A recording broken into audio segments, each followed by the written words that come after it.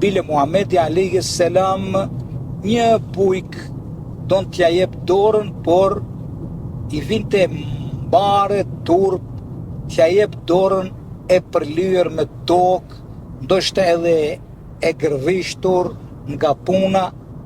Pejgamberi tha një fjalë të madhe: mos e fshe dorën, ma jep ta preki dorën e Zotit. Okay. Do me thonë dorën e punës, punëtorin. Pejgamberi alayhis salam ja ka quajtur dorën e tij dora e Zotit. Çdo një dorë është dorë e Zotit. Dora e shkrimtarit, dora e intelektualit, dora e bujkut, dora e inxhinierit, dora e arkitektit e kështu me radhë. Domethënë, secili profesion është i lavdruar tek i Madhi Zot, sepse Islami kërkon profesionalizim në sfera të ndryshme.